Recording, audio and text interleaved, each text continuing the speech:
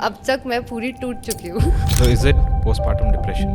Mother's के इतने problems हैं, उनको अवेयरनेस नहीं है. They think this is their fate. I actually gained a lot, like 20 kgs. 20 kgs. The day my daughter was born at the night, my first reaction was, oh my god, ये belly क्यों नहीं गया मेरा अभी तक. And honestly this was my first reaction. And वो मेरे दिमाग में इतना घुस गया ना कि हाई मैं ऐसी ही रहने वाली हूँ. You are new to this and somebody who's experienced says कि you know आपका दूध नहीं आ रहा होगा, तो like लगता है कि खुद में ही गलती है. हाँ, wrong with me is I am not able you know to be a mother to my child. But जब वो postpartum depression में convert होता है ना, that's where people need to understand the signs and symptoms. Our six pack muscles 13 times stretch होते हैं. 13 centimetres. सोचो वो 13 सेंटीमीटर्स तक स्ट्रेच जब हो जाते हैं तो वो कितने वीक. वो इलास्टिक बैंड को कितनी देर स्ट्रेच करके रखोगे. ड्यूरिंग प्रेगनेंसी अगर आपको अलाउड है एक्सरसाइज करना, please do not give up on strength training. जो उनको 6 वीक 8 वीक चेकअप में अवेयरनेस मिलनी चाहिए आफ्टर डिलीवरी, वो नहीं मिलती है. They have to live with this. इसका कुछ नहीं हो सकता. That's where we step in कि नहीं, आपका बहुत कुछ हो सकता है. जिम जाने से पहले और डिलीवरी के बाद का जो रास्ता है ना, वहाँ होती है सबसे बड़ी गड़बड़. And it is not just about losing weight, it is about healing in the inside out. right way. Welcome back to another episode of MHB Bites. I am your host Ashish और आज का एपिसोड नेक्स्ट लेवल स्पेशल होने वाला है क्योंकि हमारे साथ हैं Ishav Lamba. Not just an incredible health coach but someone whose own transformation journey is nothing short of extraordinary. She is now on a mission to help millions of women reclaim their strength and confidence. तो अगर आप भी pregnancy, postpartum recovery या women's fitness की real science जानना चाहते हो तो stay locked in. Hi Ishav, welcome to MHB Bites. Thank you Ashish for calling me. Thank you so much and I am sure ये एपिसोड फुल ऑफ नॉलेज और काफ़ी inspiring होने वाला है. चलो कहाँ से शुरू करें फिर आपकी जर्नी के बारे में. आपके टीनेज ईयर्स कैसे थे, वहाँ से शुरू करते हैं. हाँ, वैसे वहीं से शुरू करना चाहिए क्योंकि मेरी वहीं से शुरुआत हुई है. नहीं, वो शुरुआत तो बहुत पहले हुई होगी ना. आपका भी नहीं, मैं टीनेज की अगर मैं बात करूँ तो मैं बहुत ब्लेस्ड फील करती हूँ कि मेरे मॉम डैड ने समझ आ गया था कि ये एक हाइपर एक्टिव बच्चा है तो इसको डांसिंग में डाल दिया जाए. तो डांसिंग में? हाँ, तो मैं हमेशा से ही डांसिंग में रही. मतलब मैं जब से स्कूल आई कैन रिकॉल, मैं हमेशा से डांस ग्रुप में रही हूँ स्कूल में. And I think class 8th onwards वो उसका थोड़ा सा एक राइज शुरू हुआ था एंड चलता रहा वो मैडनेस. कभी भरतनाट्यम, कभी शामक डावर की क्लासेस. तो शामक डावर की क्लासेस, हाँ, वो हमारे जब चंडीगढ़ में नई नई आई थी तो we were I think the first batch to enrol और तब से वो चलती रही. मुझे लगता है कुछ 8-9 साल की जर्नी रही है वो भी. And you know obviously fitness was a bigger part of it क्योंकि हमें एक्सरसाइज और ये सब करवाते थे. बट डांस वाज लाइक नहीं तो डांस क्लासेस में फिटनेस भी कराते थे, एक्सरसाइज कराते थे. हाँ, थोड़ी बहुत जो हमें पता थी, हमें मतलब वहीं से पता लगी है जो शुरू में पता थी एक्सरसाइजेस. बट या वो एक बहुत बड़ा पार्ट रहा है. मैं अपनी खुद की पर्सनल जर्नी में बोलूँगी क्योंकि डांसिंग से काफ़ी डिसिप्लिन और सिंसेरिटी और ये सब सीखने को मिला मुझे. एंड फिर जर्नी बढ़ती इतनी बढ़ गई कि मुझे एक कॉमनवेल्थ गेम्स में जाने का चांस मिला. कॉमनवेल्थ गेम्स में? हाँ. तो वहाँ क्या मतलब यू इन सम स्पोर्ट्स और क्या? नहीं, we actually represented India in the closing ceremony of Commonwealth Games क्योंकि उस टाइम पे जैसे होता ना कि the next country has to perform and you know take the torch and everything. So India 2010 में कॉमनवेल्थ होस्ट कर रहा था तो इसलिए हम लोगों ने क्लोजिंग सेरेमनी में परफॉर्म किया. So I was 16 and my parents had sent me. वो भी एक बहुत बड़ी बात थी कि मुझे 16 साल में भेज दिया. क्यों, काफ़ी स्ट्रिक्ट थे क्या आपके parents? Not strict, you can say very overprotective. Okay. So वो थी एक एंड आई फेल्ट कि चलो यू नो कुछ होगा तभी तो मेरे को भेजा जा रहा है या मुझे सेलेक्ट भी कर लिया. तो that was a good exposure for me and then it's been a journey. फिर डांसिंग तो आई थिंक चलता ही रहा. 2012 फिर भरतनाट्यम स्टेट लेवल जीत गई थी मैं. फिर उसके बाद मेरे को काफ़ी इंजरीज हो गई थी, फिर मैंने छोड़ दिया. ये तो इंजरीज, डांस से इंजरीज हो गई, ये कैसे? डांस हो सकता है ना क्योंकि देखो dance is all about flexibility and fluidity. So मुझे लगता है जहाँ तक अब मैं बैठ के सोचती हूँ कि मैंने कभी स्ट्रेंथ पे ध्यान नहीं दिया. अच्छा. It was more about flexibility. तो अब वो मसल फिजियोलॉजी में बात करें तो थोड़े बहुत तो वीकनेस आ ही जाती है ना when you over stretch a muscle. So I think that was one of the major reasons why I developed a lot of injuries and एक नहीं है वो अ 3-4 लॉट ऑफ इंजरीज सिर्फ डांसिंग की वजह से ही? I can say dancing plus obviously doing, फिर मैंने जिम भी ज्वाइन कर लिया था ना बीच में, अच्छा, और ढंग से किसी ने फॉर्म सिखाया ही नहीं, फिर हैवी लिफ्टिंग कर ली बैड फॉर्म में, ओके। और फिर L4 L5 L5 S1 back injury, knee injury, फिर मेनिस्कस टीयर हो गया था, फिर ओवरहेड मूवमेंट्स रिस्ट्रिक्ट हो गई थी डांसिंग की वजह से, पुअर पोस्चर कह सकते हो ना, बचपन में जैसे हमारे को बार बार मार मार के कि सीधा खड़े, तो वो काफ़ी मुझे बोलते तो थे। काफ़ी टूट फूट हो गई आपके साथ अब टीनेज में? तक मैं पूरी टूट चुकी हूँ एंड फिर या वहाँ से थोड़ी सी जर्नी शुरू हुई थी अबाउट माई ओन फिटनेस, क्योंकि अब मेरा मजाक उड़ाते थे कि तुझसे कौन शादी करेगा कि तू तो इतनी टूटी फूटी है तो बट या luckily I was able to navigate through these injuries and तो कैसे, how did you come out of those injuries? तो आपने कोई फिजियोथेरेपी की, क्या किया, कैसे आप? फिजियोथेरेपी भी हुई थी, बट आई वुड से it was not a very, मतलब जैसे होती ना स्टेप बाय स्टेप जो आपको स्ट्रेंथ दे, वैसी नहीं थी वो। इट वाज मोर ऑफ चलो एक जनरल फिजियो, बट देन मैंने वापस से एक्सरसाइजेज शुरू कर दी थी एट द जिम, एंड एक आध अच्छा ट्रेनर मिल गया था जिसने थोड़ा बहुत सिखा दिया, वरना तो किसी को कुछ पता ही नहीं होता था जिम में, फॉर्म्स कुछ भी कर रहे हो, मतलब वही ना, सब पर्सनल ट्रेनिंग के लिए पीछे पड़ रहे थे। बट या एक ट्रेनर ने सिखा दिया जो, बट वहीं से ना थोड़ा सा आ गया कि हाँ this is what I really like doing. Fitness की तरफ इंटरेस्ट था, इंटरेस्ट बहुत, मतलब मैंने 50 पुशअप्स वाला कंपटीशन भी जीता था अपने जिम में। 50 पुशअप्स, कमाल है। तो वो वहाँ से मुझे लगा कि शायद this is pushes me to do a little more towards my own fitness. मतलब वो उतना ही लेवल का, जैसे कह सकते हो ना फिटनेस एंथुजियास्ट है कोई, मैं उतने लेवल की एंथुजियास्ट ही थी हमेशा से। सो टीनेज ईयर्स अबाउट डांसिंग, और फिर कुछ इंजरीज हुई, आपने रिकवर किया, व्हाट नेक्स्ट? उसके बाद क्या हुआ? फिर शादी हो गई। अच्छा, एज यूजुअल ना? एज यूजुअल फिर शादी हो गई, एंड फिर me and my husband both are into fitness, तो अच्छा। हम दोनों ही अपना जिम विम वापस शुरू कर चुके थे, एंड फिर we decided to plan our families and everything. तो फिर फर्स्ट प्रेगनेंसी हुई, अब वो तो एक बहुत बड़ा चैप्टर है, so you want to dive हम इनटू डिस्कस दैट। करेंगे वो वाला चैप्टर, बट ठीक है। So first pregnancy, so you have 2 kids, right? हाँ जी, हाँ जी। तो how were 2 pregnancies different? First और सेकंड में क्या डिफरेंस था? बहुत ज़मीन आसमान का फ़र्क था उसमें। फर्स्ट प्रेगनेंसी तो obviously because I was only into fitness, like I liked being fit, that was the only interest of my life कि मुझे एक फिट प्रेगनेंसी चाहिए। मतलब मैं ना सोशल मीडिया में बहुत फिटनेस इन्फ्लुएंसर्स को फॉलो करती थी तब, और ये कब की बात है, 2018 की बात है, 17-18 की बात है। तो ना I always use to think I have to have a fit pregnancy, I want to look like a fit mom who is pregnant and all that, वो ऐसा माइंडसेट था। बट कभी ये पता नहीं था कि करना क्या है एक्चुअली।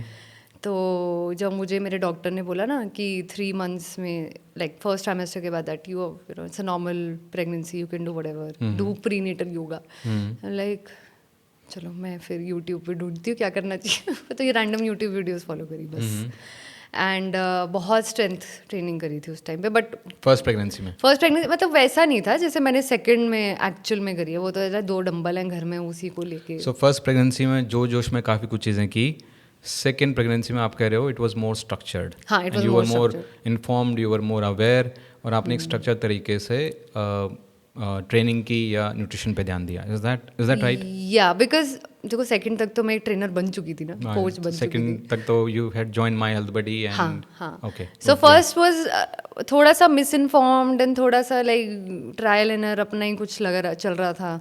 तो क्या क्या मिस इन्फॉर्म चीज़ें आपने फर्स्ट प्रेगनेंसी में की? How much did you gain by the way in the first? I actually gained a lot, like 20 kgs in 20 my kgs? first. Doctors had recommended कि 11 से 16 किलो ही दैट्स एवरेज, एवरेज, हाँ, according to my BMI this was average weight I should be gaining, but I over gain because obviously पता नहीं था।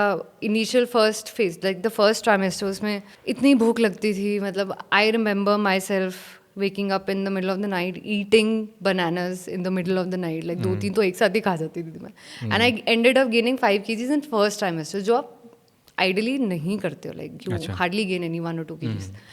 तो फिर doctor ने बोला कि भाई you have a history of diabetes and hyperthyroidism and hypertension, so you have to be very careful about your pregnancy. तो लाइक ठीक है, मतलब उस टाइम पे इतना कौन सोचता है ना कि चलो अभी क्रेविंग्स हो रही है तो ये भी खा लो, अभी पति को बोला आज ये खाने का मन है, तो उसने बोला आज तू भी खा, मैं So भी you were खाती eating हूँ। for two, or I was maybe- eating for or maybe two, more than two. literally eating for more than two.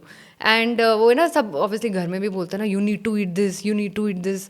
अब तुम्हारे को 2 बच्चों के हिसाब से खाना है, मतलब 2 लोगों के हिसाब से खाना है, you have a small baby inside you and all that. तो ऑब्वियसली फर्स्ट टाइम तो पता ही नहीं था कुछ, और मैं कहा हाँ चलो ठीक है, फिर ये सही होगा। Hmm.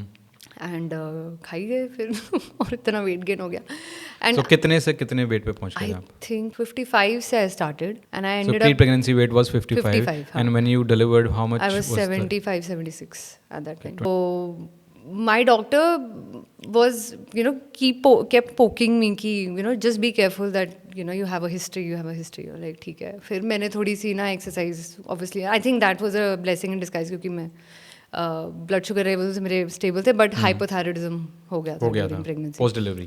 नहीं, during During pregnancy, pregnancy, okay.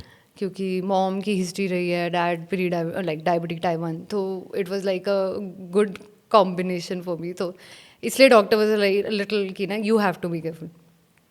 And then फिर मैंने उनकी बात को थोड़ा समझा एंड एक्टिविटी लेवल्स को बहुत सीरियसली लिया।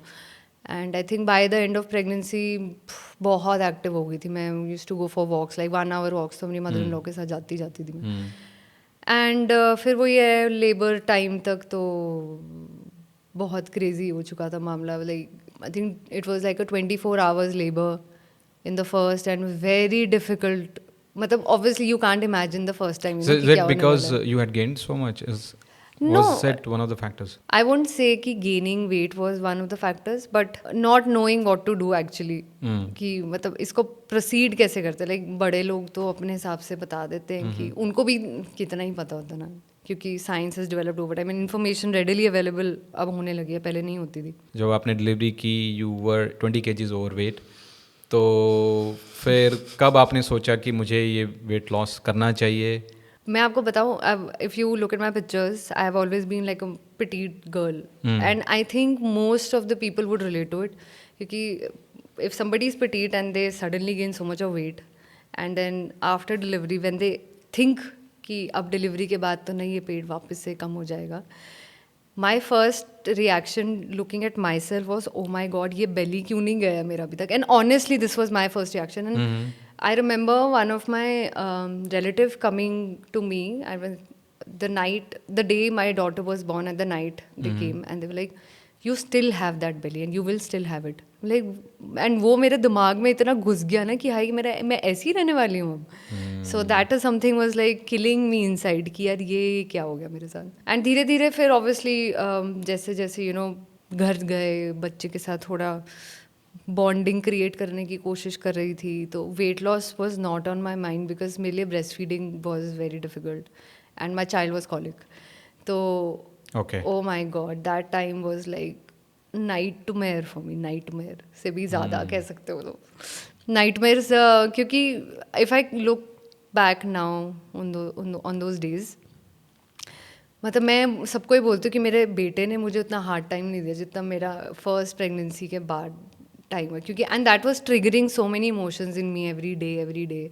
एक तो ब्रेस्ट फीड नहीं कर पा रही ठीक से, लैच नहीं कर पा रही baby because she was born in 38th week, थोड़ी वीक थी, and she was not able to latch and that was killing me because everybody was coming and saying अभी आपका दूध नहीं आ रहा होगा इसलिए अभी तब, and it's daunting to know, like all those remarks put you into a guilt trip as well. Yeah, because when you are new to this and somebody who's experienced says कि आपका दूध नहीं आ रहा होगा, तो like लगता है okay, कि is there खुद में ही गलती something है। हाँ wrong with me?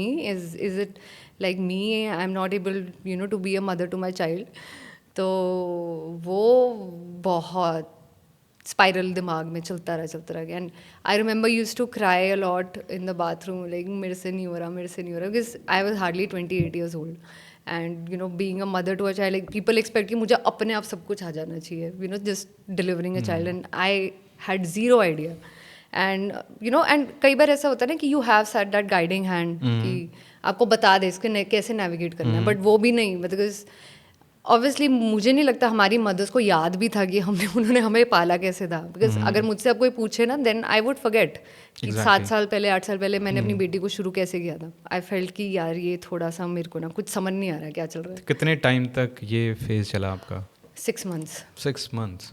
It was hard because my daughter was colic and it took her 6 months to settle down. But जो colic बच्चा होता है ना, जो colic बच्चों के parents होते हैं, I think they can only relate to this. The session of crying lasts for 3 hours.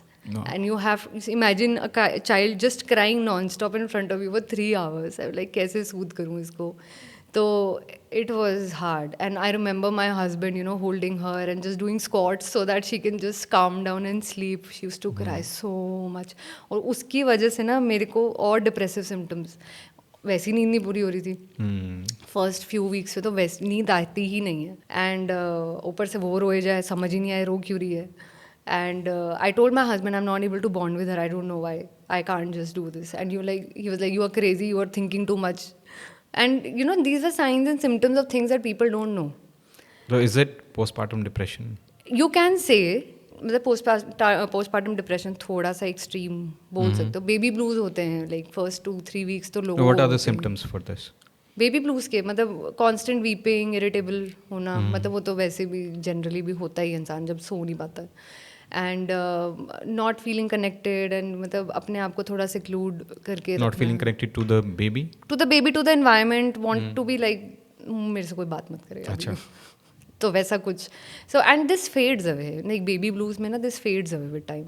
But जब वो पोस्टपार्टम डिप्रेशन में कन्वर्ट होता है ना, that's where people need to understand the signs and symptoms behind And this. like when does it convert into postpartum depression? I think if it is lingering on more than 2 months Okay.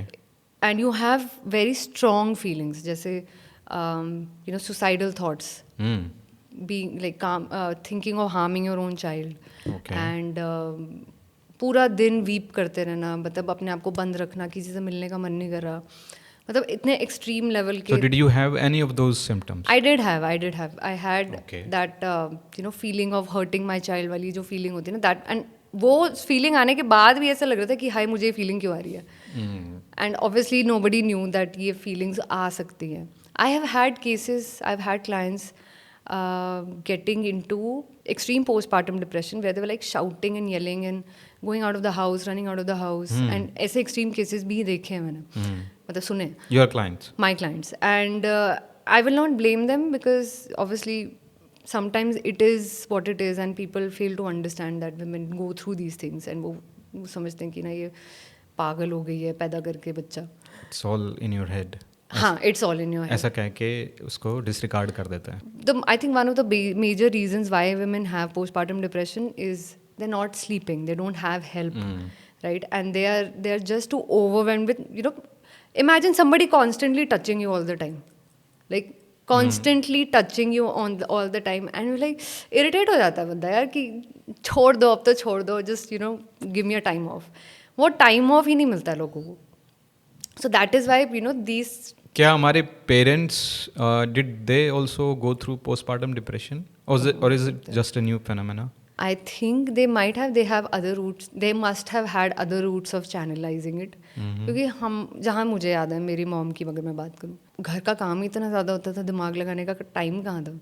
बच्चे हैं, 3 तो अभी बच्चे काम नहीं है इसलिए दिमाग लगा रहे हैं और पोस्टपार्टम डिप्रेशन हो रहा है. Is it what you are trying to से?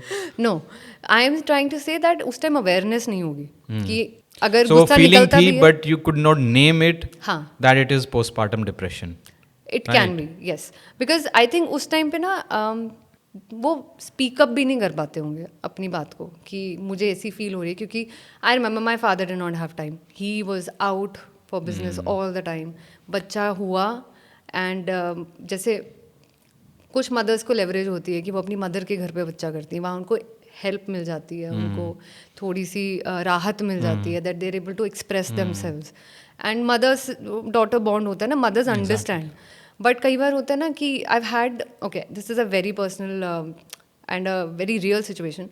I've had people who had babies and they were not allowed to go out of the room, not even, you know, sit with their husbands and, you know, discuss things. बस अपने room में रहना अपने बच्चे के साथ. 40 days with the baby. 40 days, yeah.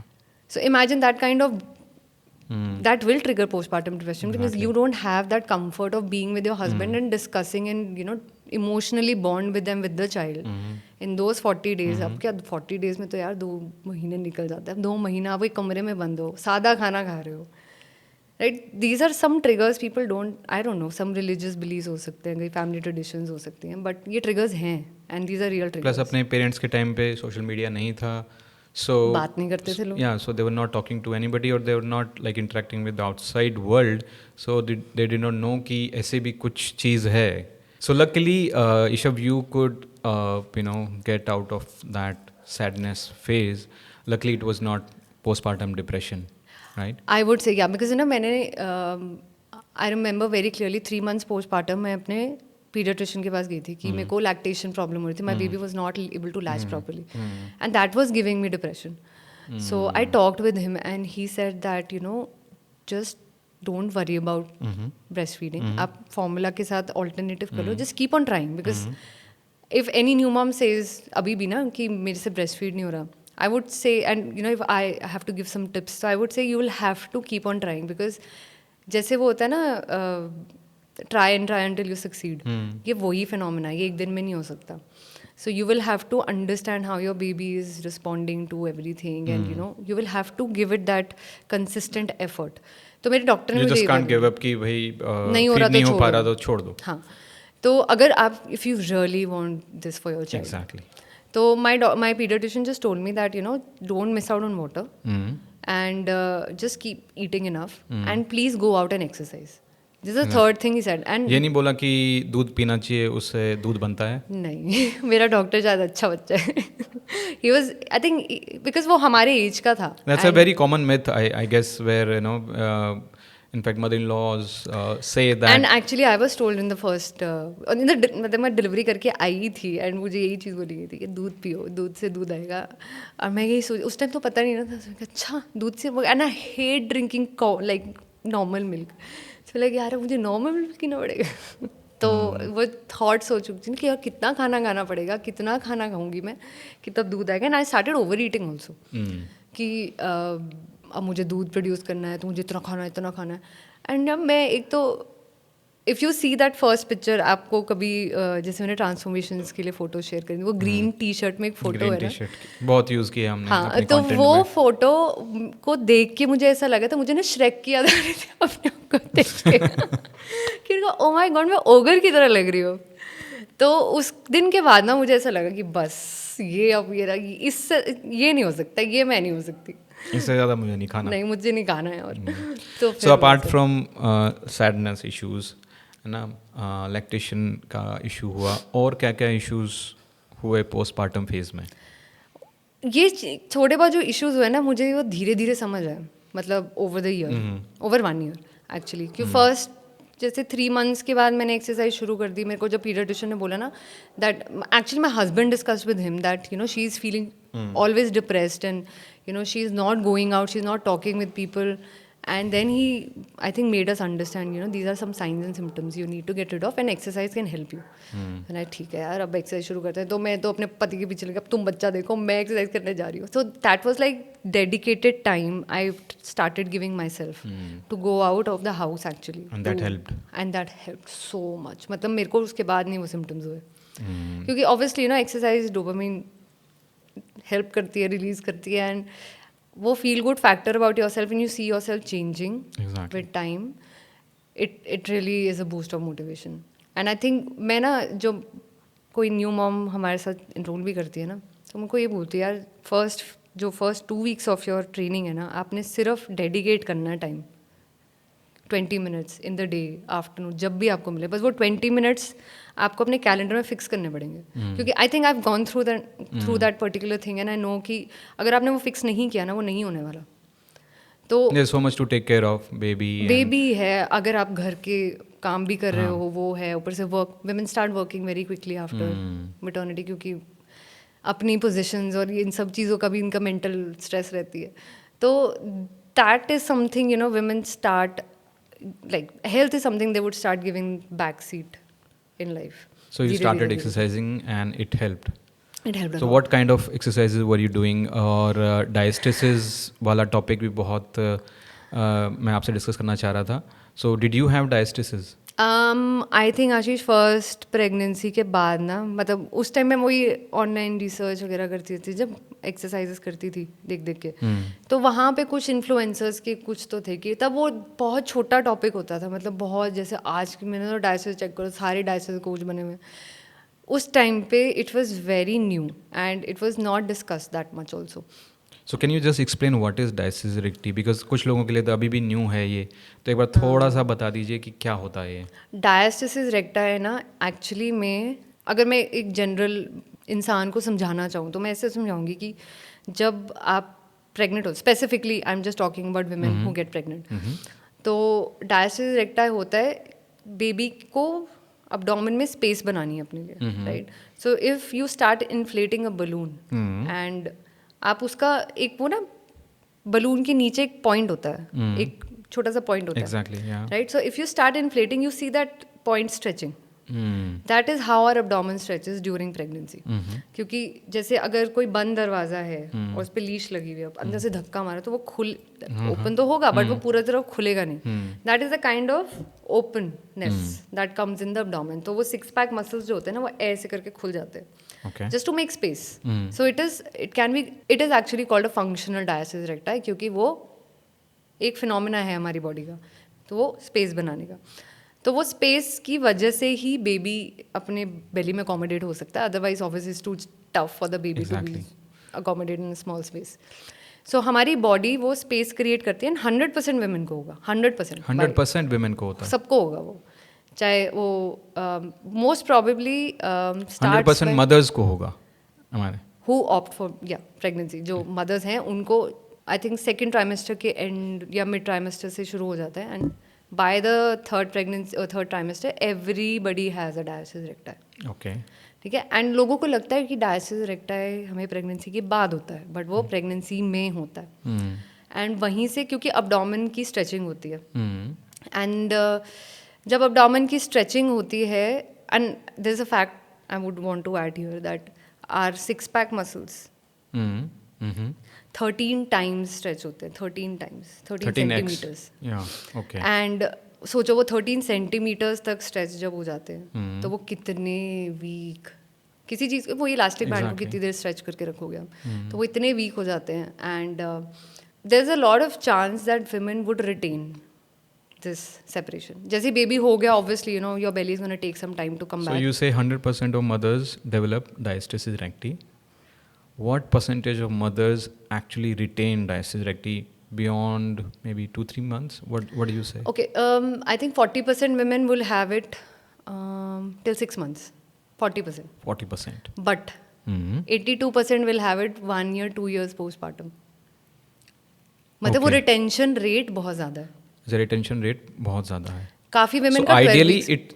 the muscles should come back to their original. हाँ, 12 weeks. Ideally.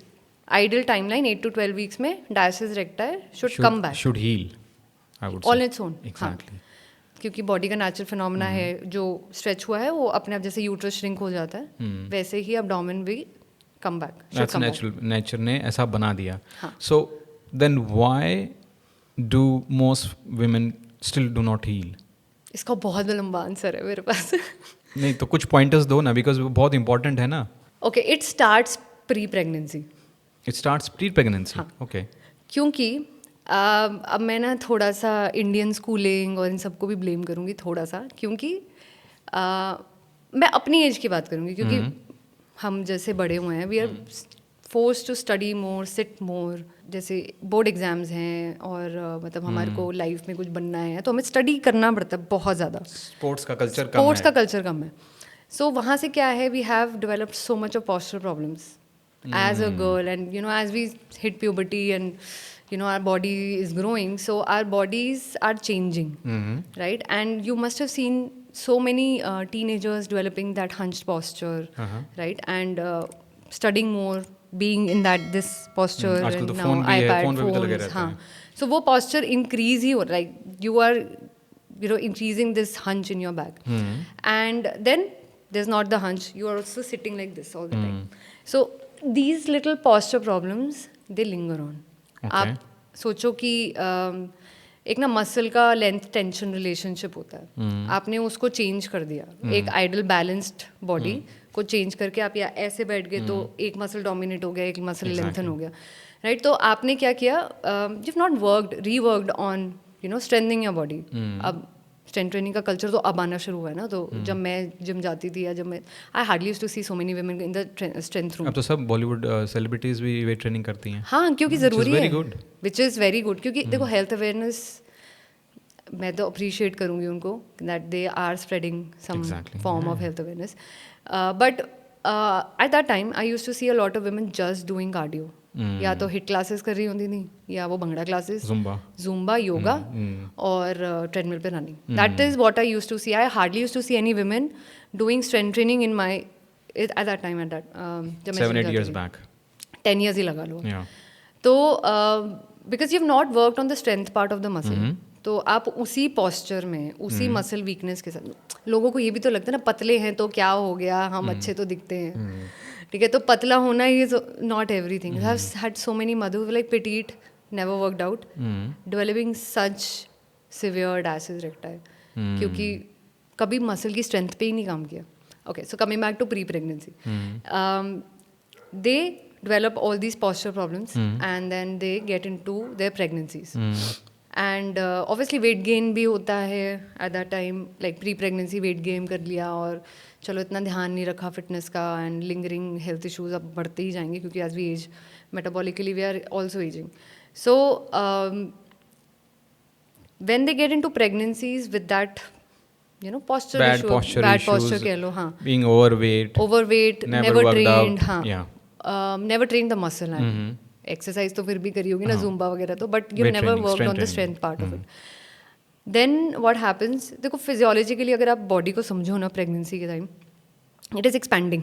So you our body is very, जैसे हम पहले भी डिस्कस कर रहे थे ना, कितनी सेल्फ हीलिंग है और अडेप्टिव है, मिरेकल्स करती है actually. So your body knows how to make space for that little child that is growing inside you. तो एक रिलैक्सिन हार्मोन करके वो रिलीज करती है. अच्छा. तो उससे क्या होता है, your joints and ligaments become a little loser so that your body can expand. अब आपके रिब्स एक्सपैंड हो रहे हैं, आपका हिप एक्सपैंड हो रहा है just to make space for that baby, and your abdomen is also expanding. So at this time if your pregnancy allows you to work out, which is great, करना चाहिए, बिल्कुल करना चाहिए. क्योंकि मेरी फर्स्ट प्रेगनेंसी मैं छुप छुप के करती थी. अगर डॉक्टर ने परमिशन दी है तो it is must. It is a must. And अगर आपकी प्रेगनेंसी में कुछ टिपिकल टाइप का कॉम्प्लिकेशन नहीं है and they have just asked you कि आप कुछ ना कुछ कर सकते हो, बट डेफिनेटली करो. मेरी फर्स्ट प्रेगनेंसी में मैं, चलो दो it was normal, I used to think that my in-laws would say something, though they have never said me anything about workouts. मेरी मॉम बहुत पेस्टर करती थी मुझे, तू नहीं करेगी, तू वेट नहीं उठाएगी, तू ये नहीं करेगी, तू वो नहीं करेगी. अच्छा, वो मना ही करती थी वो कि तो मतलब literally crying with tears that you will not pick up weight. तो मैं तो फिर छुप के करने लगी. मैं कहा चलो अब जो फर्स्ट प्रेगनेंसी में आपने छुप के वर्कआउट किया? बिल्कुल छुप के किया, बाथरूम में जाके 2 वेट्स लेके, बस मैं वही करती थी. But then I will tell you about my second letter. That's where you need to start conditioning your body, because जो muscle stretch हो रहा है, you will have to work on recoiling it. You cannot just let it stretch all the way. तो वो और weak हो जाएगा. ठीक है? तो during pregnancy अगर आपको allowed है exercise करना, please do not give up on strength training, because that will help you with your posture. क्योंकि जैसे जैसे आपकी body के मतलब expansion होगा, ligaments and वो सब lose हो जाएंगे, your body will open up a bit, because उसकी वजह से क्या होता है, आपकी ना गेट चेंज हो जाती है, आपकी वॉकिंग स्टाइल चेंज हो जाती है, आपके बोन्स के orientation in your joints change हो जाते हैं. और वो जैसे जैसे चेंज होते हैं ना, you would see by the end of pregnancy वो वुमेन ऐसे ऐसे पेंगुइन की तरह चलती है. That's because the hip has opened up so much, it doesn't have that liberty to do that movement of twisting and turning that it can actually do when a normal person walks. Interesting. ठीक है? तो वहाँ से वो जब hip खुला, and you would see that women develop a lot of back issues during the pregnancy में भी हो जाता है, but during the end of the pregnancy, sciatic issues or standing with the belly pushing out and all these things. That is because of a postural shift, क्योंकि body का weight आगे बहुत बढ़ गया. अब बैक को ज़्यादा काम करना पड़ रहा है to make you upright, keep you upright. And then because of the chest getting heavy, because breast milk आना है, तो आपके और हंच हो जाता है. So this is a posture problem And that this is all we would be fixing at Omama Clinic, Yes. right? Yeah, good. और मामा में सब ठीक कर देंगे वो आपको. But yeah this is something to know, because धीरे धीरे क्या हो रहा है कि your uterus is expanding, your baby is growing in size, and your organs are kind of, आप सोचो डायफ्राम और आपकी यूट्रस के बीच में वो थोड़े बहुत ऑर्गन सब पिचके हुए रह गए हैं. So you have no space, you have no space to create for that baby anymore. And you will have a lot of difficulty in breathing. मतलब काफ़ी लोगों को होता है. मुझे भी rib pain is like one of the biggest thing that people experience at this time. And round ligament pains हो जाएंगी, groin pains, इसको क्या कहते हैं, pubic symphysis pain. उसमें क्या है, hip twist हो जाती है, and the muscles they are not actually working to keep you balanced. वो थोड़ा ऐसी हिप हो जाती है हमारी. ऐसा है जॉइंट पेन, तो मुझे सेकेंड प्रेगनेंसी के बाद डबल ट्रिगर हो गया था. All these things, plantar fasciitis, और you name it, I know, mid back में tingling sensations, all these things women start facing by end of pregnancy. सोया नहीं जाता, उठा नहीं जाता, मतलब is just to be like end of the pregnancy तक तो ना हालत ख़राब हो जाती है, ख़राब हो जाती है. एंड सोचो इतना पेन और एक्स एंड मसल वीकनेस, अगर हम विद टाइम अपने वेयर एंड टियर्स इम्प्रूव करते रहें विद एक्सरसाइज, बहुत चीज़ें हम संभाल भी सकते हैं. सो प्रेगनेंसी में आपने बोला ये सब चीज़ें जो पॉस्चरल चीज़ें हैं उनकी वजह से डायस्टेसिस होने के चांसेस, देखो डायस्टेसिस तो होगा, जो पॉस्चरल इश्यूज है ना वो एड ऑन्स हो जाएंगे, उसकी वजह से वो ठीक होने के चांसेस कम हो जाएंगे, क्योंकि रिकवरी में भी आप उसी पॉस्चर में जाओगे. ऐसा तो है नहीं कि एकदम से बॉडी ठीक हो जाएगी. And once you have delivered the baby, उसके बाद आती है रियल स्ट्रगल, क्योंकि now life has happened to you. You will have a baby, maybe you have more than one baby, and you have to take care of so many things at that time. बच्चा भी, अपना भी, then if you are with a joint setup, just great, अगर आपका कोई बच्चा handle कर सकता है. अगर तो कोई नहीं है, that is another challenge. Then you're not sleeping. Who is cooking for you? What are you cooking for yourself? Are you eating enough? And for the kid. And for the kid. And फिर आप अपनी daily life के बच्चे के हिसाब से नींद में खराब हो चुकी है, खराब तो होगी है, ब्रेस्ट फीडिंग ऊपर से क्लूलेस चल रही है ज़िंदगी में, क्या चल रहा है. So if you are well informed, at least you will have an idea what to do. But if you are not well informed, it is like a puzzle.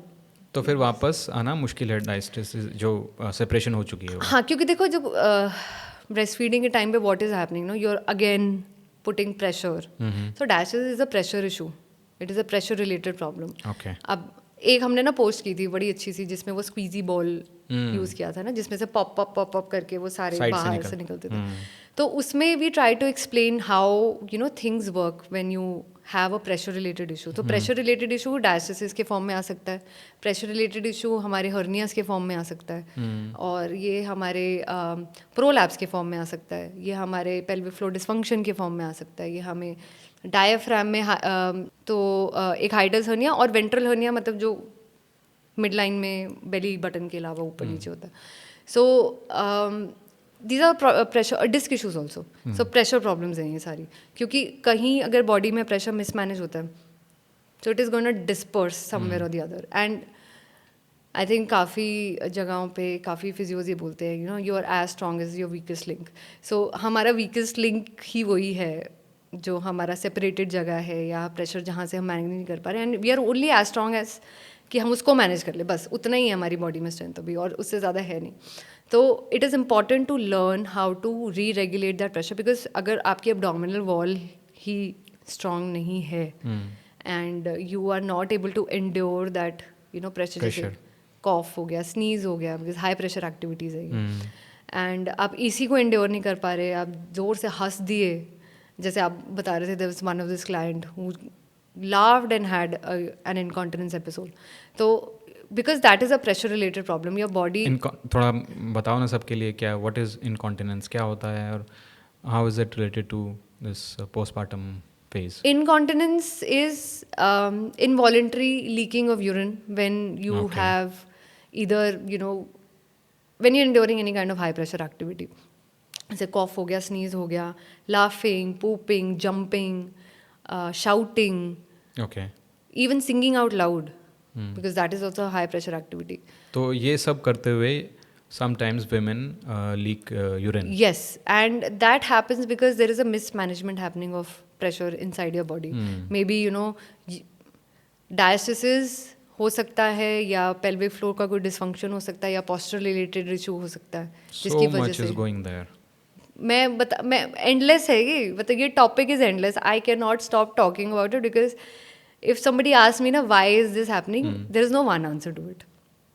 You will have to get into the details of understanding, what you were doing and how you're managing pressure, and how do you help your body heal out of this. And it requires so much of in-depth evaluation actually. And जब भी हमारे पास कोई healing के लिए आता है, तो हम उनको समझाना पड़ता है. It's not like copy paste कर दिया इसका प्लान उसको, बट हमें पूरा posture, Every case is unique. every case is different and unique, because हमें एनालिसिस करना पड़ता है कि भाई प्रॉब्लम कहाँ है, where is the problem rooting from in the spine, is it the foot, is it the rib, is it the neck, because everything is related to everything in the body. So when so many issues are happening in the post delivery phase, and then your clients come to you and say, ईशव मुझे तो weight loss करना है, 4 महीने में 15 kilo कम कर, जो मैंने ये गेन किया है मुझे कम करना है. How do you help them understand, और वेट लॉस की कैसे शुरुआत करते हो आप उनके लिए? आई थिंक ये ना सबसे हार्ड क्लाइंट्स होते हैं, सबसे hard, because you hard clients नहीं, मेरे ख्याल से इसको बोलेंगे कि ये हार्ड कॉन्वर्सेशंस होते हैं. Conversations, yes. क्योंकि these conversations, when we talk with them ना, we talk bluntly, we talk truth, we tell them कि what ever expectations you are carrying today, ऐसा हो सकता है कि वो ना हो, क्योंकि that's not how a postmortem body works. एक वो ना कंपैरिजन आता है कि मेरी भाभी ने तो ये फटाफट लूज कर लिया, या मैंने सोशल मीडिया पे XYZ को, अनुष्का शर्मा को देख लिया, या कंपैरिजन तो is the thief of everything. So I think social media has ruined a lot of things for us. मतलब पॉजिटिव भी बहुत हैं सोशल मीडिया में, इन्फॉर्मेशन इतना आ रहा है, people are becoming aware, and people are showing reality also, which is good. But then misinformation is something that we have to deal with on daily basis, and then help them understand कि मतलब उसने कर लिया ज़रूरी नहीं है ना वो आपके लिए भी हो जाएगा, क्योंकि circumstances are different for people, health is different for people. उनकी प्री प्रेगनेंसी हिस्ट्री अलग है, एक्सरसाइज की हिस्ट्री अलग है, बिल्कुल. प्रेगनेंसी कैसी थी वो अलग है, डिलीवरी कैसी थी, सी सेक्शन नॉर्मल वो अलग है, then do they have support at home वो अलग है, and then how's the baby, as you said your baby was colic, she had different issues. तो वो सारे कितने सारे वेरिएबल हैं, तो ये फॉर्मूला हो ही नहीं सकता कि every mother delivers and after 3-6 months she loses 15 kgs. बिल्कुल भी नहीं, 1+1 2 हो ही नहीं सकता है पोस्टपार्टम हेल्थ में, क्योंकि इट रिक्वायर मतलब वो ये ना वेरिएबल्स इतने ज़्यादा हैं, एंड एवरीथिंग इज़ लाइक, मुझसे कोई पूछेगा कि व्हाट डू यू फील कि मेरा कितने टाइम में हीलिंग हो जाएगी, and this is one question I get every day. I will like it depends. What does it depend on? It depends on so many factors जो आपने अभी mention किए हैं. ठीक है, तो it's complicated. Postpartum healing is not easy, and if I have to tell what I start off with, I would just say you have to just start doing all these things that I've asked you to do for 2 weeks. After that, I will tell you. Yeah, how much are you going? Are you able to do? Yes. Based on that, we'll change the strategy and Yes. see क्या गोल भी रखना है. Yes. Right. क्योंकि आप अगर कोई new stimulus दे रहे हो एक्साइटमेंट में, तो आके आप वो दे दोगे 1-2 दिन, 4 दिन, 1 हफ्ता. Once you try to put that as a daily routine, this routine will wear off, because आप बोर होने लग जाओगे, because there is no magic pill as we say. Exactly. तो वही सेम बोरिंग ब्रीदिंग एक्सरसाइज देते हैं. हाँ, क्योंकि अब पोस्टपार्टम हेल्थ की जहाँ तक बात करो और healing specially of the body, मेरा फर्स्ट गो टू ही ब्रीदिंग एक्सरसाइज होता है. एंड दे लाइक, कितना ब्रीदिंग कराओगे भाई, तुम ब्रीदिंग ही ढंग से. And then the first thing they say, हम कभी भी ढंग से ब्रीदिंग नहीं करते थे क्या? But that's how it is, right? Because the reality of postpartum healing is you have to activate the inner core muscles so that you can live your life pain free. आपके जब आप muscle stretch हो रहे हैं, then I said 13 centimetre तक तो rectus muscle stretch होता है. तो आप सोचो कि आपके जो इनर कोर मसल्स हैं, मैं अगर सबको डिफाइन करने लग जाऊँ, तो सबसे डीपेस्ट लेयर ऑफ मसल है ना, जो आपकी स्पाइन को स्टेबल रखता है, जो आपके इंट्रा एब्डोमिनल प्रेशर को मैनेज करके रखता है, वो ही एक्टिव नहीं है. तो how would you expect your body to start giving you the results you want? Because एक और रियलिटी है कि जब आपके मसल्स वीक है ना, आपके अंदर के organs are also displaced. And then women don't understand, then they have constipation issues and they will have some of the Bloating other issues. digestive issues, right? And they would say, yaar, I don't feel the way I used to feel. जैसे ना I have started developing more constipation post delivery or more during pregnancy. Like, yeah, because there is a big role of your muscles to help those organs be in place. And once we activate them, you'll start seeing the changes that you would see. but वो एक concept explain करना बड़ा मुश्किल है उनको. आप अगर Instagram पे जाओ या YouTube पे जाओ, तो वहाँ पे आपको क्या दिखेगा? Do these 5 exercises to heal your mommy belly. Do these 4 things to do like whatever healing. But they're not providing that scientific. 5 भी ज़्यादा है, कई बार तो एक एक्सरसाइज बता हाँ, देते हैं. 1 exercise. तो मतलब once I tried doing that little strategy just to see how people react, and लोग पागल हो गए. अच्छा, एक एक्सरसाइज करनी है, सिर्फ ये कर लेंगे, चलो हम यही करेंगे. मैं कहा यार, ये तो सिर्फ एक ब्रीदिंग एक्सरसाइज है जो आपको सिर्फ एक्टिवेशन के लिए करनी है. इंसान एक्चुअली क्या है, वो सोचता है कि कुछ मुझे एक दवाई मिल जाए, एक एक्सरसाइज मिल जाए, एक ड्रिंक मिल जाए, उससे मेरे सारे जो प्रॉब्लम्स हैं वो दूर हो जाए, जैसे एक जो डिटॉक्स कि ड्रिंक होता नहीं है. बिल्कुल. एक चीज़ नहीं होती है. It is like a combination of so many things in your life that help. तो ईशव, एक चीज़ मुझे बताओ इसमें कि कीपिंग असाइड द इश्यूज जो भी आपने डिस्कस किए हैं, डायस्टिसिस हो गया, कॉन्टिनेंस हो गया और पोस्चरल इश्यूज हो गए, है ना, अगर ये रिलेटिवली ठीक हैं and a new mother wants to start losing weight, right? So what is a good time for her to start the journey? I think after 12 weeks, 8 weeks, 12 weeks, she should start the rehab process first. Because अब जितना मर्जी कह लो कि वो सही है, वो सही होती नहीं है, क्योंकि हमारा जो बॉडी का मैकेनिज्म है ना, क्योंकि there has been overstretching of muscles, so they need a bit of rehab first. तो I would say अगर But they can do the rehab, but they can start focusing on their diet, right? हाँ, but वही है, everything depends on then what is their breast feeding goal. अगर तो उन्होंने breast feeding शुरू करी हुई है and they are continuing it and they want to continue it, then strategies change. Okay, so my question is, a mother who is exclusively breastfeeding and she wants to lose weight, what should be the strategy for her? For her, the strategy should be obviously keeping her milk supply intact. That is number 1 goal हमारे लिए भी, क्योंकि हम calories छेड़ नहीं सकते ज़्यादा. If she is exclusively feeding, her hunger would be more if we just even touch a bit here and there. And then वही होता है ना, एक स्टिमुलस देने की वजह से वो लोग सोचते कि उसी वजह से हो रहा है. So we don't want to get in that rabbit hole. So calories wise, we understand what is their current activity level. And current activity level के बाद नंबर ऑफ फीड्स कितनी हैं, उस हिसाब से we just set a calorie intake for them. तो अगर किसी का फॉर एग्जांपल TDE 1700 है, TDE is total daily energy expenditure. Total daily energy expenditure 1700 है, मतलब activity levels plus basic body metabolic rate हमारा ऐड करके 1700 आता है. तो उसके ऊपर according to the number of feeds we would give, अगर तो बिल्कुल एक्सक्लूसिव ब्रेस्ट फीडिंग है तो वो हम 400 to 500 तो रखते ही हैं विदाउट थिंकिंग कि हमें कुछ डेफिसिट क्रिएट करना है. जो भी है, food wise we never create a deficit.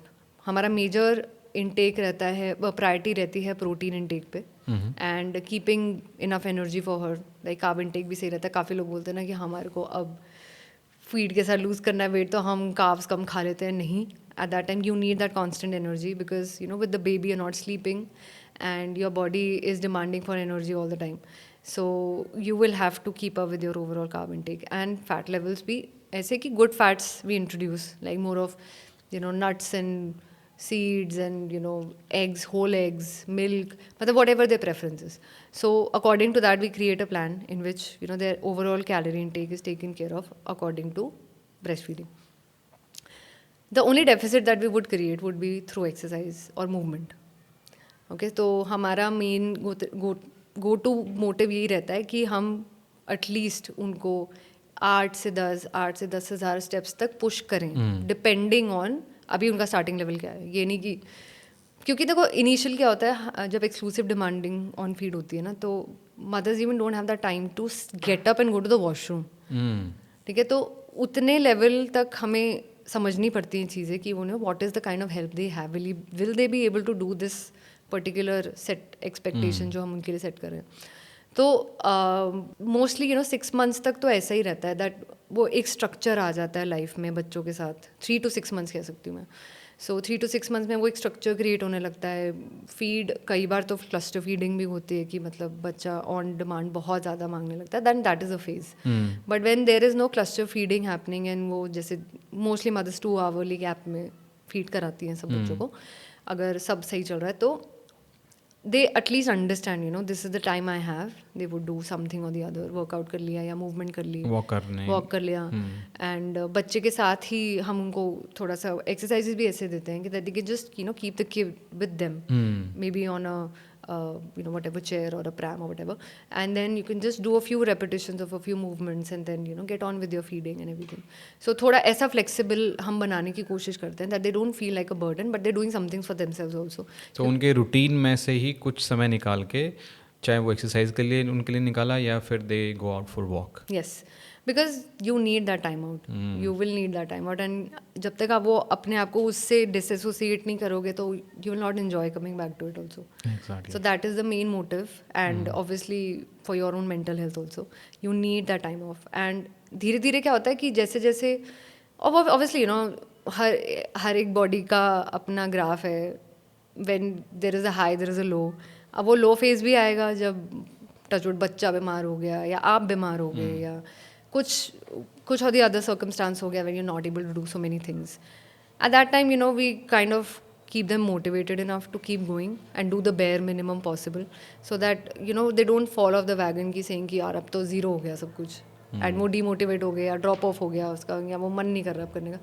But मैं नॉर्मली ना मॉम्स को ये बोलना चाहती हूँ कि you have to understand this is your constant, कि ये तो आपकी लाइफ का एक कांस्टेंट पार्ट है, कभी चेंज नहीं होने वाला.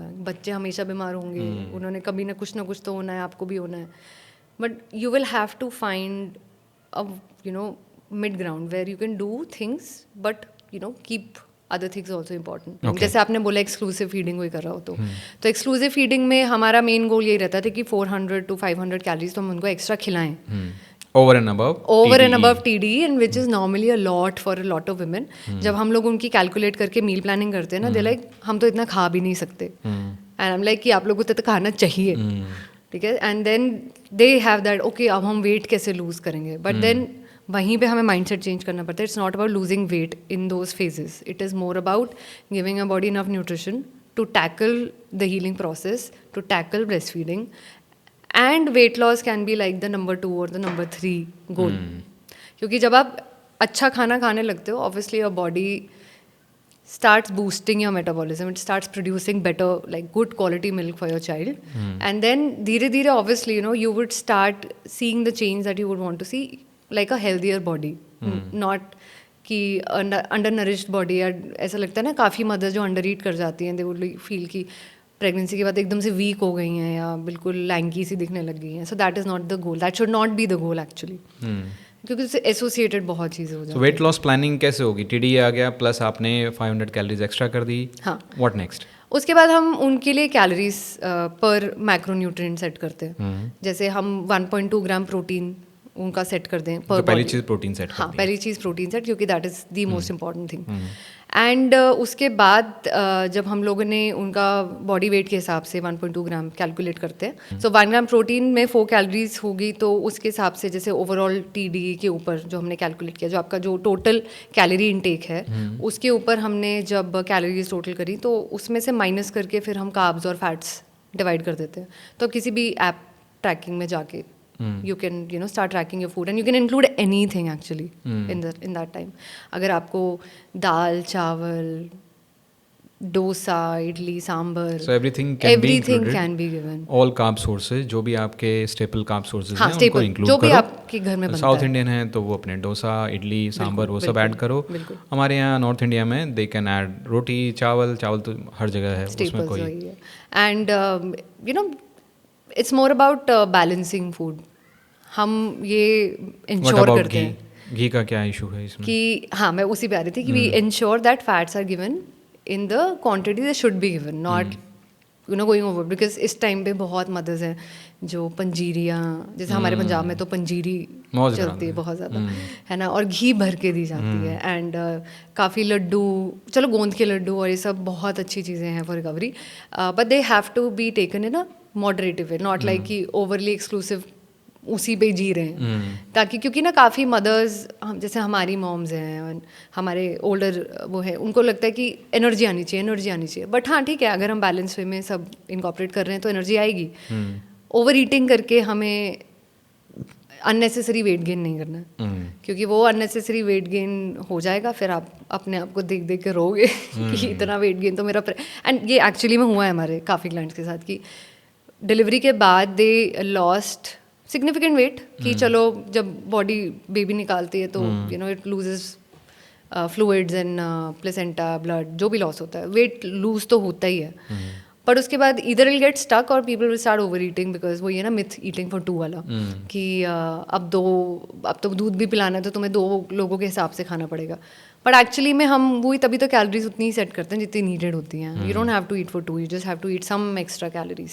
Exactly, right. तो वो एक है. फिर then comes another myth that is quite deeply associated with the postpartum phase, is having अन्य प्रकार के पानी जो आई डोंट थिंक इतने नेसेसरी होते डिफरेंट हैं. Types of water you mean to say. मतलब जैसे ठीक है, they have their own space in their recovery process, but you can not be relying on them all the time. जैसे काफ़ी लोग हैं जो सिर्फ गर्म पानी, जीरे का पानी या मेथी का पानी, सिर्फ यही पियेंगे, not even normal water.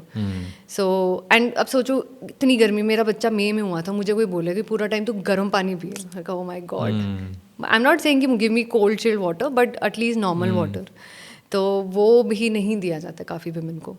So I would से दैट ठीक है, if you looking for some specific goal, जैसे कई लोग कहते हैं ना ब्रेस्ट फीडिंग, ज़ीरा वाटर पी लो ब्रेस्ट फीडिंग अच्छी हो जाएगी, या कोई स्पेसिफिक वाटर पी लो तो आपका डाइजेशन बेटर हो जाएगा. ठीक है, maybe they have their own space, but normal water तो can be taken as normal water. So that is one. Another myth जो काफ़ी कॉमन सा है वो है प्रोटीन पाउडर को लेके. हाँ. So you know, what do you think about, did you take protein powder, do you take now or did you take during your postpartum phase? I actually started taking it during my pregnancy. अच्छा. And pregnancy में तो मेरे ख्याल से बिल्कुल ही लोग दूर भागते हैं प्रोटीन पाउडर से. बहुत दूर भागते हैं. एंड बट देखो, जनरली डॉक्टर्स भी प्रिस्क्राइब करते हैं उन लोगों को जिनका प्रोटीन इंटेक पूरा नहीं हो पा रहा है थ्रू डाइट, स्पेशली वेजिटेरियंस, क्योंकि अब वेज में ऑप्शंस भी तो बहुत कम है ना. वेज में ऑप्शंस भी कम होते हैं एंड देन लाइकिंग भी हो जाती हैं. पनीर और आप अगर सोया नहीं खाओगे तो वेज में और कुछ बचा नहीं. और दाल, एग्स भी नहीं खाओगे तो. हाँ, और दाल मेजर सोर्स है नहीं प्रोटीन का, जो लगता है ना लोगों को. That's where the biggest problem comes in. And जब लोगों को तब लगता है कि हाँ वी शुड टेक, जब वो बेबी का वेट नहीं बढ़ता तब वो थोड़ा अपना इनटेक बढ़ाते हैं. But that too, you know, sources can be better, like the sources of proteins can get better. If I take my own example, I started my overall protein intake, मतलब मैंने बैलेंस ऐसे किया था that I am more than 110 grams protein में अपनी pregnancy में खा रही थी. अच्छा. क्योंकि सेकंड प्रेगनेंसी क्योंकि थोड़ी स्ट्रक्चर्ड ज़्यादा थी, समझदारी से हाँ समझदारी से करी थी, और स्टार्टिंग वेट भी अच्छा था, और पूरी प्रेगनेंसी में स्ट्रेंथ ट्रेनिंग करी थी एंड तक. तो क्योंकि एक्टिविटी लेवल्स हाई थे, बॉडी की रिकवरी भी ज़रूरत थी, तो माई प्रोटीन लेवल्स 100-120 के बीच में आराम से. तो एक प्रोटीन सोर्स मैंने ऐड किया था थ्रू प्रोटीन से, बिकॉज एग्स तो खा रही थी, पनीर भी खा रही थी. जैसे अगर मैं एक एग्जांपल दूँ अपनी मील्स का, तो मॉर्निंग में नॉर्मली एग्स के साथ पोहा, उपमा, ये सब बनता था. So you're telling this post delivery? No, I'm just telling this because it started, the same meal started to continue during my postpartum phase, क्योंकि वहीं से हैबिट बिल्डिंग शुरू हो गई थी. सेकेंड ट्राइमेस्टर, थर्ड ट्राइमेस्टर में का बता रही हूँ, क्योंकि हमारी जो कैलोरी इनटेक उस टाइम सेट होती है ना, वो similar calorie intake post delivery भी कंटिन्यू होनी चाहिए. तो एक जनरल आइडिया कि मॉर्निंग में 2 एग्स के साथ पोहा उपमा या थोड़े बादाम, थोड़ा काजू किशमिश वगैरह जो भी है. एंड देन मिड मॉर्निंग में एक प्रोटीन शेक तो होता ही था, वे प्रोटीन. Okay. और उसके साथ एक फ्रूट, थोड़े से नट्स और वहाँ ऐड करती थी. फिर दोपहर में वही दाल चावल सब्जी रोटी जो जनरल सबके घर में बनता है. एंड फिर इवनिंग में एक चाय के साथ 2 रस ले लिए और थोड़ा सा जो मन करता था कि कुछ चॉकलेट खा लूँ या कुछ जो भी क्रेविंग्स होती थी. एंड देन फिर डिनर में तो वेरी स्ट्रिक्टली चिकन रोटी सब्जी, मतलब हफ्ते में 4-5 बार तो यही बनता था घर पे. तो So in all 3 major meals, you were having 15 to 20 or 20 to 20 grams of proteins mostly. Okay. And that is what I continued during my first few weeks, मतलब few weeks भी कह लो, 6 महीना पोस्ट डिलीवरी, क्योंकि calorie intake का demand तो same ही रहा पूरा time. And it was basic, it was easy to do, easy to prepare and nothing fancy, because weight loss के लिए फैंसी चीज़ें नहीं चाहिए, वही घिसी पिटी रोज़ का खाना ही चलता है, but in a balanced way. So that is what my approach has been in my pregnancy, and that is what I tell my clients also. This is the kind of approach you need to follow, because आप end of the day आके दाल रोटी पे ही survive करने वाले, but it should be balanced. कि आपके घर में जो स्टेपल बनता है एंड ऑफ द डे आके आप वही खाओगे, बट उसको एक अच्छे से बैलेंस कर लोगे तो I think you will reap more health benefits. And then जब हम लोग ये कैलोरी इनटेक समझा देते हैं ना, it's more of movement, it's more of exercise that can help them increase their output a little bit. क्योंकि मील से तो आप जितना कर सकते हो आप उतना ही कर सकते हो, बट आप सो नहीं रहे हो, आपको क्रेविंग्स हो रही हैं, ठीक है, आप स्ट्रेस में हो क्योंकि लेकिन आप कह रहे हो कि प्रेगनेंसी में और पोस्टपार्टम फेज़ में आप ऑलमोस्ट सेम डाइट ले रहे थे, लेकिन मैंने सुना है लोग 30-40 दिन तक तो बहुत ब्लैंड और बिना छोका हुआ और बिना नमक मिर्च इस टाइप का खाना, ऐसा is it true? I don't think, because इतनी ज़रूरत नहीं है इतना ब्लैंड खाना खाने की. कि बस हाँ, थोड़ा ध्यान रखना होता है कि your stomach should be light, क्योंकि पोस्ट डिलीवरी जब ऑर्गन्स अपनी जगह पे वापस आ रहे होते हैं, थोड़ा सा डाइजेस्टिव इशू डिस्ट्रेस हो सकता है. So you should just avoid triggers where you are getting bloated और you are getting acidic spicy food. और इसका तो इसलिए बड़े लोग मना करते हैं ताकि उनको ये डाइजेस्टिव डिस्कम्फर्ट ना हो. हाँ, क्योंकि स्टिचेस होते हैं कई बार, जैसे सी सेक्शन के स्टिचेस हो गए, उस पर प्रेशर पड़ता है. हम तो बहुत इंट्राब्डोमिनल प्रेशर से खाते हैं, बट या these are some pressures that you need to decrease और minimise in the first. But mandate नहीं है ब्लैंड खाना. ब्लैंड खाना के तो कोई रेलेवेंस नहीं है, मतलब इतनी boring post pregnancy phase. And you said that you were taking protein powder during your pregnancy and post delivery as well. Yes, right? Continue doing that. So is there any specific protein powder for women they should take, or what is that? Protein तो यार, protein जैसा वे आ रहा है market में वो वैसा ही आएगा, मतलब there is no specific way for या any kind of protein for moms. But ये चीज़ देखना बहुत ज़रूरी है कि आप एक तो ऑथेंटिक सोर्सेज से ले रहे हो. दूसरा कि if you read the label तो 100 ग्राम्स में एटलीस्ट 70-80 ग्राम्स तो होना चाहिए. ये नहीं कि हम काफ़ी डॉक्टर्स रिकमेंड करते हैं ना कि प्रोटीन एक्स ले लो या हॉलिक मॉम्स ले लो, उसमें ओवरऑल प्रोटीन इनटेक कम है.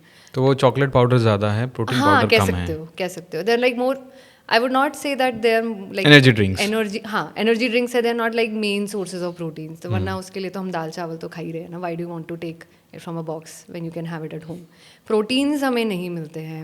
They're like, and women don't understand, like very quick sources, digest very quickly, and you don't have to overthink. आपके पास टाइम नहीं है and आपको overall protein intake अपना पूरा भी करना है, क्योंकि आप मील से नहीं कर पा रहे हो. तो I think these are life saviors. They can just good boost of protein मिल जाता है एक स्कूप में, and you can just make it in anything, any way you want. So आप तो शायद पैनकेक वगैरह भी बनाते हो वे प्रोटीन. हाँ, मैं तो वे प्रोटीन से पैनकेक भी बनाती हूँ, शेक्स बना लेती हूँ. मतलब you have variety to use it in. So I don't think there should be a question कि ये लेना चाहिए कि नहीं लेना चाहिए. तो ऋषभ, काफ़ी क्वेश्चंस आपसे हुए हैं, 2-3 सवाल और बाकी हैं. फर्स्ट मतलब लास्ट के कुछ क्वेश्चंस में से फर्स्ट क्वेश्चन ये है कि how are you so disciplined. मतलब पूरी टीम ये सोचती है कि मतलब Rishabh is like she never misses gym. 5 बजे आपकी स्टोरी आ जाती है वर्कआउट की एंड ऑलवेज ऑन ट्रैक. क्या what moves you so much? मतलब पहली चीज़ है मैं बहुत ज़्यादा I try to be on track, but obviously मेरे भी लॉस आते हैं यार। मैं ऐसा तो है नहीं कि तो वे वो बताते नहीं हो आप वो लोग जब आता है सोशल मीडिया को अपने हाँ, मेरा ऑडियंस नेचर को? है वो मैं अपने लोज ज़्यादा बताती नहीं, बट या मेरे भी लोज आते हैं कि I don't want to go, but फिर मुझे ना, मैं पता है कि मेरा जो सुबह का रूटीन होता है ना, अगर किसी दिन मेरा नहीं है मन जाने का, तो आई जस्ट थिंक कि ओवर द डे एंड तक क्या मेरे को अच्छा लगेगा, कि अगर मैं जिम नहीं गई तो फिर मुझे लगता है यार बिल्कुल अच्छा लगेगा, फिर मैं चली जाती हूँ। तो देखो, मेरा ड्राइविंग फैक्टर सिर्फ एक है, that I want a good health, that is the only thing. मेरे घर में बहुत मतलब हेल्थ रिलेटेड ट्रेजेडीज बहुत हैं, so I don't want that, because I want to be there for my children, so that is the main thing, that is my motivation, I would say. And 5 AM का इसलिए क्योंकि काम बहुत ज़्यादा है वही टाइम मिलता है एंड आई थिंक, एंड मुझे ना वो एक जैसे वो मूवी नहीं आई थी किक, तो मुझे वो एक किक मिलती है कि सुबह जाके पहली चीज़ ख़त्म कर दूँ ना, उसके बाद ठीक है, I can just go on with my day. So I think that is why you would see me first thing. Okay awesome. एक और चीज़ जो what we have been building lately and we are very excited about it is Omama by My Health Buddy. तो आपका you are also mentoring the team and driving the whole initiative.